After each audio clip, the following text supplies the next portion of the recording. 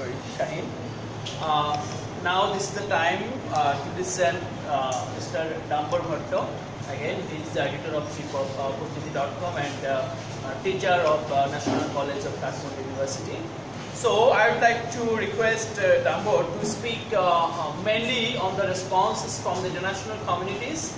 And as a South Asian, we are more concerned about the response from the the superpowers or regional superpowers of South Asia, like India and the other states. So I think that it will be he's the right person to address this issue, because Nepal currently is just undergoing such a situation where the influence of its neighboring country like India is very much dominant. At the same time, the people's response is very highlighted, and the people has got a different molding after those interventions from India. So how India can put the situation a little bit better through its influence or its intervention, and how India can just mediate inside the South Asian community, that how we address the situation, address this issue for the sake of whole South Asia. Because once South Asia got destabilized by any other issues, then no country can escape from some situation. So I right now may I request Mr. Damber Bhatta to speak on this issue. Thank you very much. Thank you, Alauddin, and thank you, Bangladesh Study Forum, for inviting me here to speak something on the most persecuted minority in the world, the Rohingya. So I think standing here in front of the famous and historic Madhu canteen, I think it is better place to discuss the issue that the Rohingyas are currently going through. Since I'm the student of international relations, when I was asked to speak on the Rohingya issue, I told Alauddin that I will speak on how international community is responding to the current crisis that is going on in Burma. So I don't think the situation for Rohingyas is alarming just now. It was alarming since a long time, and it has been alarming, and a situation of hopelessness has been seen at the international forums as well. The hope Aung San Suu Kyi was supposed to speak for the voiceless population, who was once tagged as or once idealized as a face of democracy and Burma, is not just silent, but is speaking in defense of the military operation that has been going on in the Rakhine state of Myanmar, which we can term as, in the words of UN High Commissioner for Human Rights, Zaid Rad Al Husseini, textbook example of ethnic cleansing.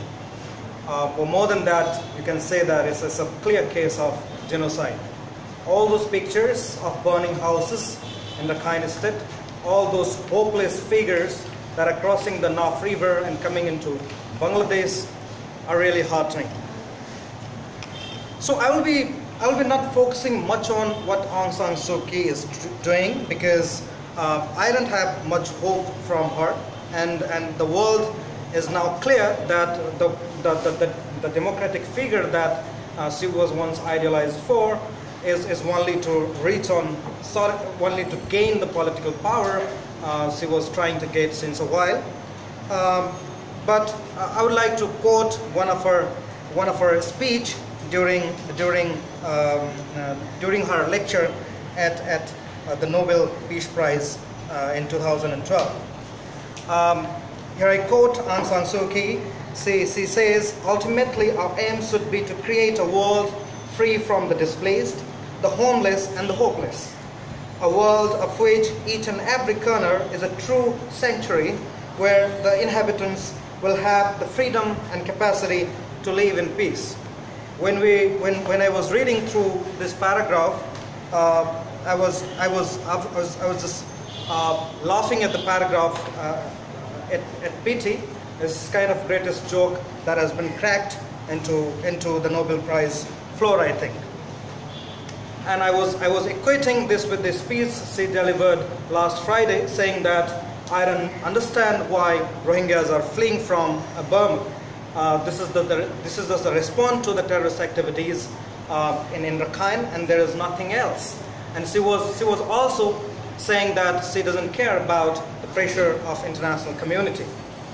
Let's leave Aung San Suu Kyi here, let's leave her idealism here, and let's talk about some other human beings that should have got attention in the international media, that should have got attention in the international community. Yes, I'm talking about the military chief, Aung Min Hang, who is the commander-in-chief of the Burmese army, which has one of the worst record of human rights violation in the world. And the Burmese army, even before the current crisis, even before 2012, was under the investigation for the worst cases of human rights. But what the international community was doing, you know, if you can recall the events in last October, United States President Barack Obama just lifted all those bans, all those sanctions against the military regime of Burma, or anything related with the military in Burma, just last October, before he was out of the office and replaced by Donald Trump. This particular year, in 2007 itself, United Kingdom was welcoming the British Army for a joint training at the expense of British taxpayers' money. You know, and Min Hang was welcomed with a red carpet in England to initiate the joint training between Burmese army and the army of United Kingdom. Similar was the case with Germany and Austria. Germany and Austria invited Aung Min Hang to visit all the army centers in their place, and they were guiding him to different military industries that they have, probably they want to have some military business with the Burmese army.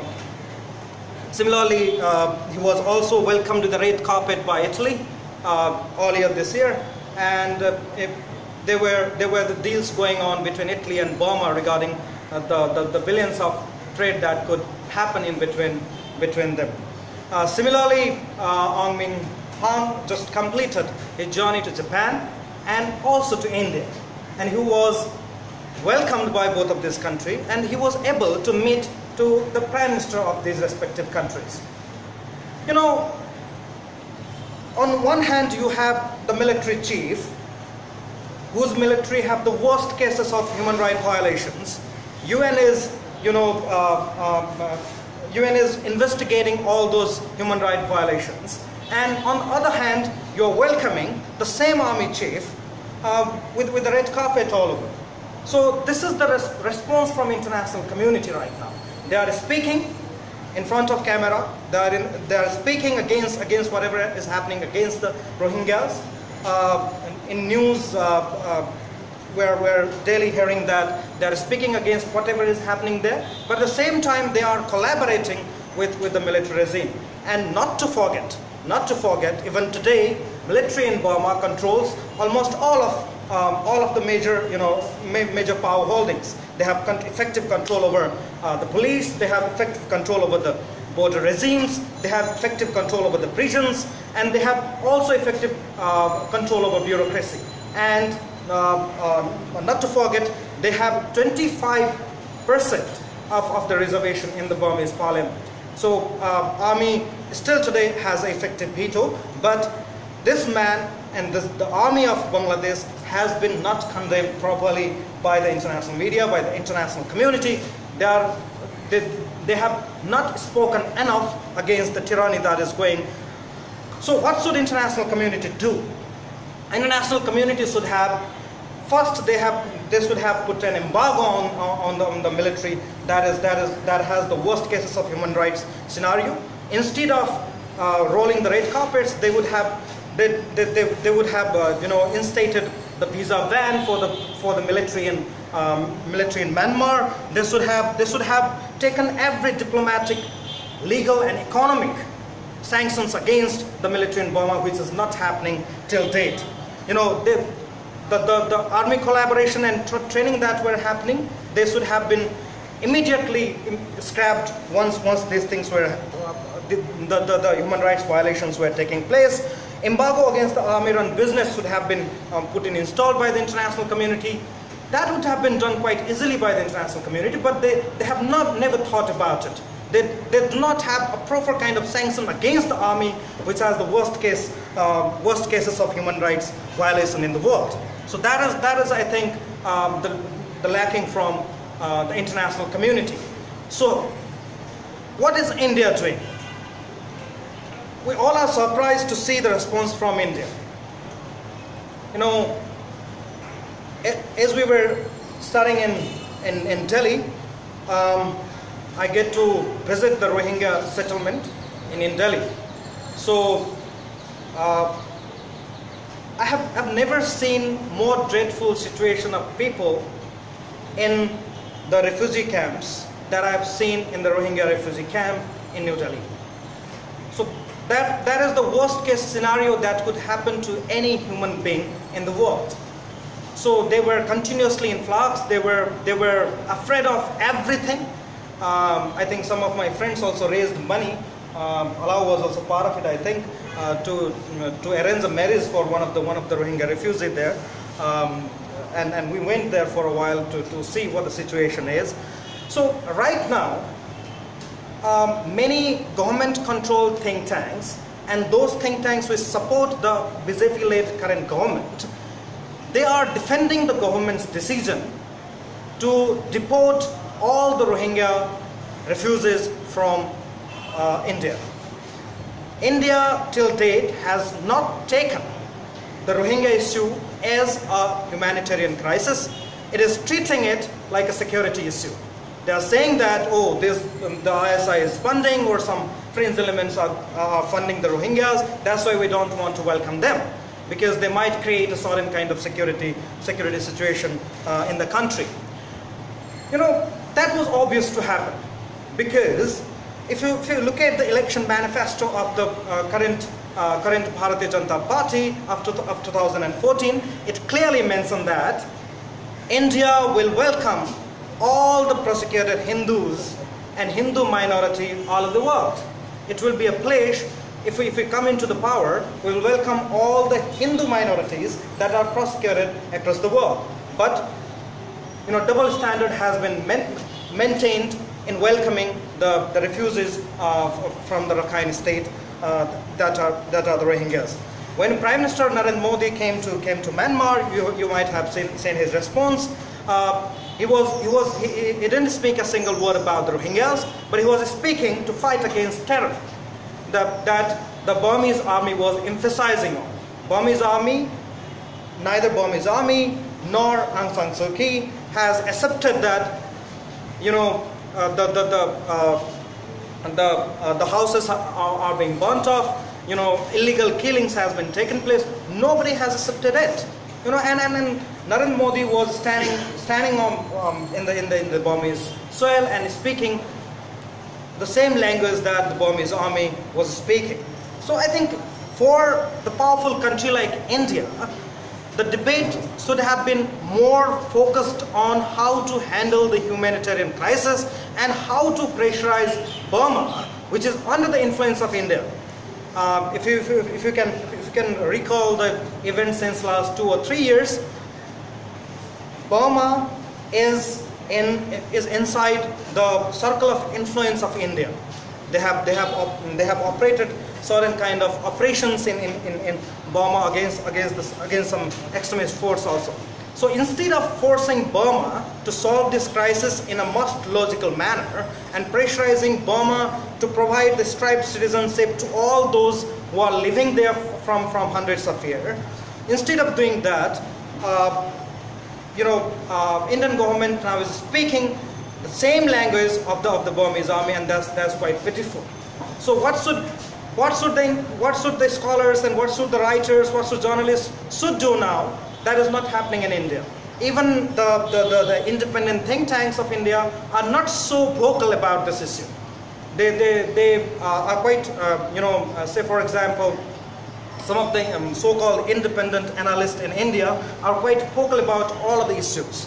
If you look at the television debates, they are quite vocal about all the problems that they are facing, and they also criticize government like anything. But in this particular case, their voice has not been sufficiently hard to make their government part of the decision.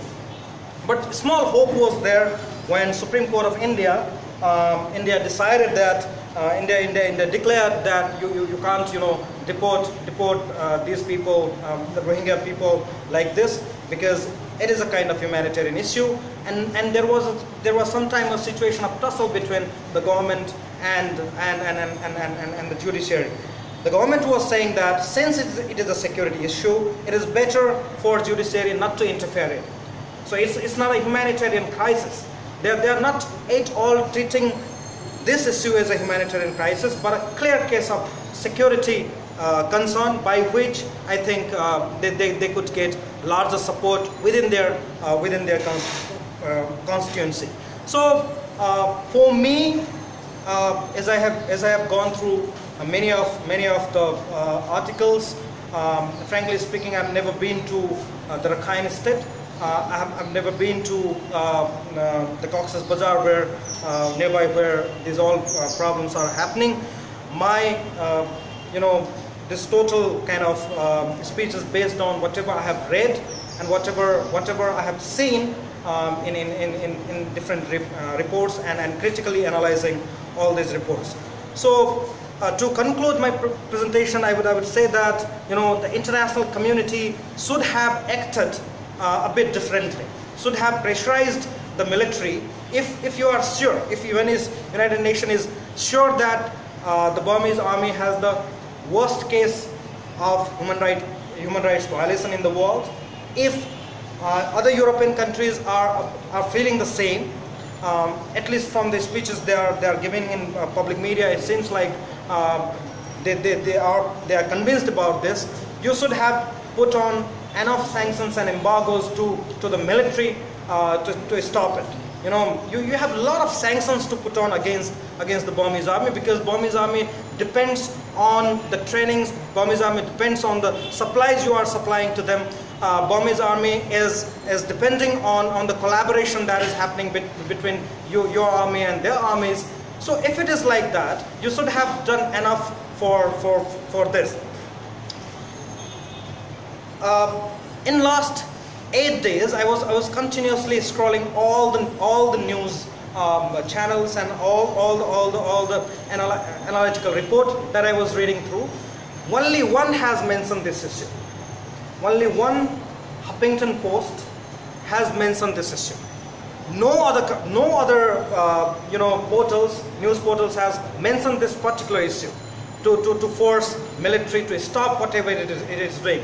Everyone are showing interest on the rhetorics that are being building up. Everyone are focused on building a certain kind of TRP based on the dreadful situation of the Rohingyas by showing them on television. Nobody are focused on this particular issue, which could have which might be able to give a solution to this problem. It is high time for the international community now to resolve this crisis right now, because it is quite a hot issue. It is emerging issue now. Now international community should force the army, should force the so-called democratic icon of the world to act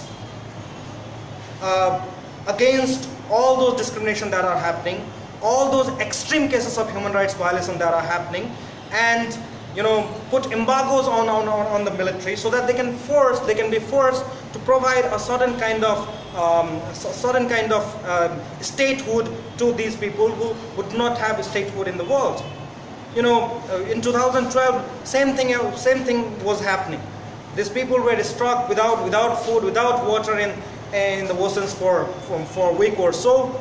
And international media was continuously boosting all the news of their dreadful situation, but no international pressure was put on the government, except condemning the situation verbally in different public platforms. That is not enough. You have to act.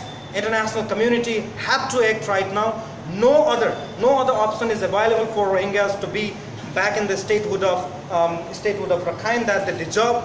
If you look at the ILO treaties, if you look at the United Nations Human Declaration, every document suggests that these people has full right of statehood in their indigenous land of Rakhine.